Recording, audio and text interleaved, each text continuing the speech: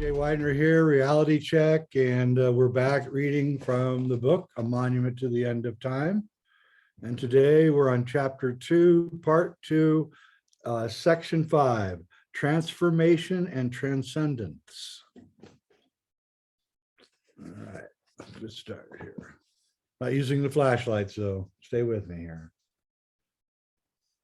We're now prepared to see the nature of the transmutation at the core of alchemy. It is not only a transmutation involving a personal or local effect to our environment, it is global and universal, involving nature and the quality of time and the times in a completely unique way. Our earliest alchemical texts confirm the perspective. A big part of the secret involved time. As the alchemical secret was passed down through the centuries by the various forms of secret societies, such as the Company of the Widow's Son, the information fragmented. In this way, some initiates received only the internal and transformational processes without a full understanding of how the parts related to the whole of the ancient science. The most guarded secret was that of time itself and its secret qualities. The secret of all secrets involved an experience of gnosis that included the beginning and the end of time. Alchemy is apparently based on an understanding of the unified field of matter, energy, and information. The process itself seemed to involve an interlocking series of transformations that demonstrates the identity of matter, energy, and information. The key to these transformations is the ability to communicate, that is, exchange information directly with matter. This idea is somewhat similar to the idea of morphogenetic fields, first elucidated by biologist Rupert Sheldrake. According to Sheldrake, biological entities have a memory, which he views as a field that surrounds each entity. One aspect of alchemy is the ability to communicate with another entity's morphogenetic field. The alchemists believed that minerals were also living entities, and therefore they too had morphogenetic fields. The communication was achieved in various ways, depending on the understanding of the operator. Success in the Philosopher's Stone guaranteed success in the whole process, but the Stone of the Wise was not the end result of the alchemical process. It is only a necessary tool or instrument required to achieve completion of the process. The prima materia was likewise not any matter, but matter that has been enlivened enough so that it can retain the charge of memory required to effect transformation. Much of the classic alchemical literature focuses on just this concern. When this prima materia, this enlivened matter, is programmed or charged by communication with the Philosopher's Stone. No, let me take that again. When this prima materia, this enlivened matter, is programmed or charged by communication from the Philosopher's Stone, it becomes capable of producing a transmutation when activated. This transmutation on one level appears to be a geometric rearrangement of the elemental structure of the substance upon which it is acting. This geometrical arrangement that makes a substance lead is transmuted by morphogenetic communication from the alchemist's Philosopher's Stone into the geometrical arrangement that makes it gold. And is the end of the world just another geometrical relationship? The book Cymatics, about the research of Dr. Hans Jenny, shows this very idea clearly. Jenny placed a fine powder on a piece of material that was suspended in front of a stereo speaker. The videotapes of the experiment show that as Jenny changed the frequency coming out of the speaker, the fine powder formed in different intricate geometrical shapes. When Jenny changed the frequencies, the powder magically reformed themselves into other geometries. Interestingly enough, Jenny found that there is an in-between state where the fine geometric figure is reduced to total chaos before it forms into a new geometry. But this is only one level of transformation in the alchemical series. There's also the transformation of the operator or alchemist. As, excuse me, I got to turn the page.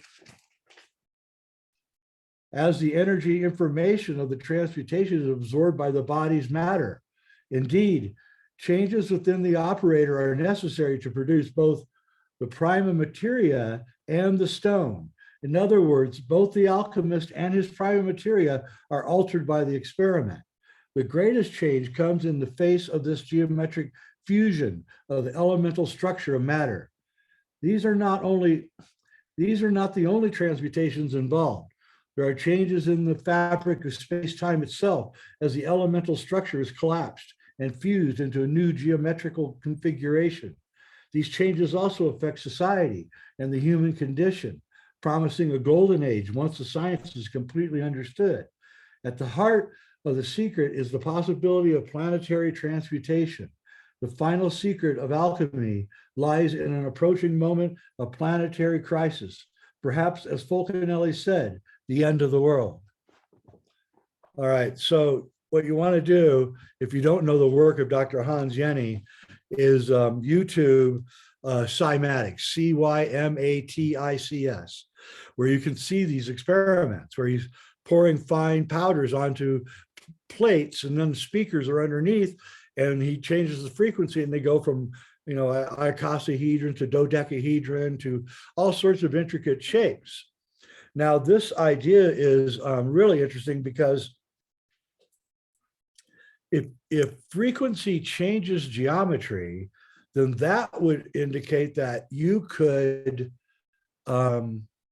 rearrange your own personal body by using sound frequencies. In other words, your body has a geometry, and you could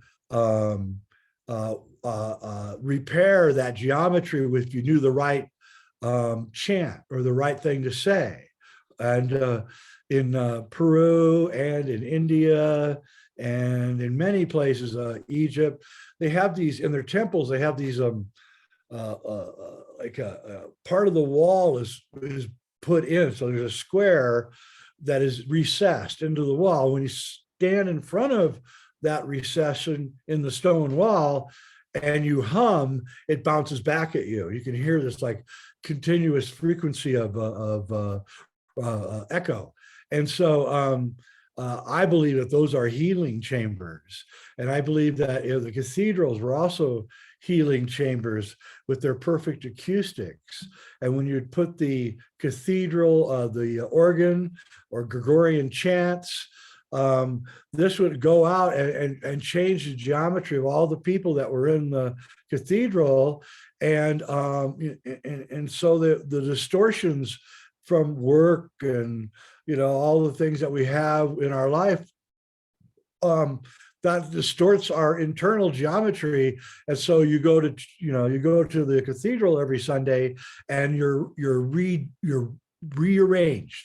Your geometry is rearranged by the edifice of the cathedral, the music, the organ, and being with your other fellow human beings. So I once was involved in a shoot way out in the middle of nowhere in Washington State. And it was with a real famous sound healer. And we were at least 3 hours away from any hospital. And what happened was that sometime during the evening after we'd been shooting a pretty hard day, he began complaining about his left wrist really hurting him. Of course, that alarmed us because that's a sign of a heart attack. And we said, well, let's go to the hospital. We'll take you to the hospital. It's 3 hours away if we leave now.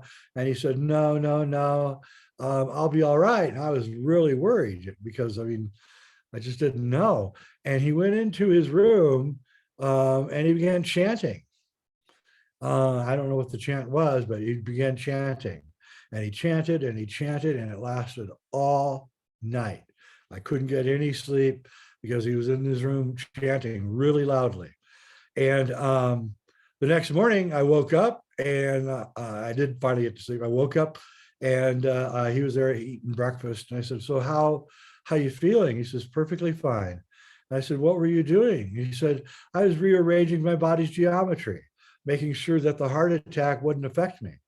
So I was chanting the right chant that I learned from my master for circulation and heart and all that. And that's when I had my realization that you could actually affect your own health by chanting. And that is probably the purpose of all the chanting that's ever been created, from Native American to the Indian chants to the Gregorian chants in Europe. Africa has their own chanting.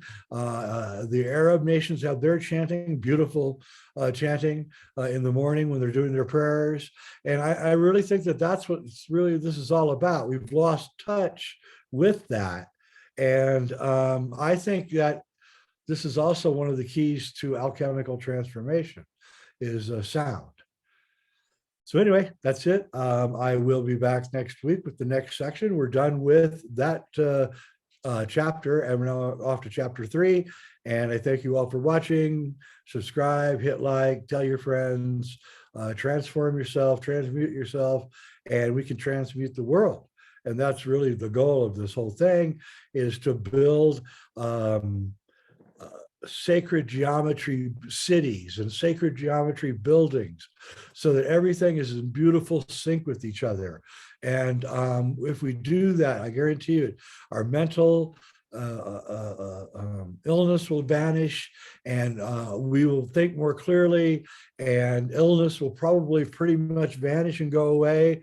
And we can do this. And that's one of the reasons I'm reading this book, because you know, I want this world to happen. I probably won't live to see it, but if in 100 years we're successful, we can rebuild this whole world and live in a world of harmony and not the world of discord that we live in now. Anyway, Jay Widener, I'll set it up. See you later. Thanks.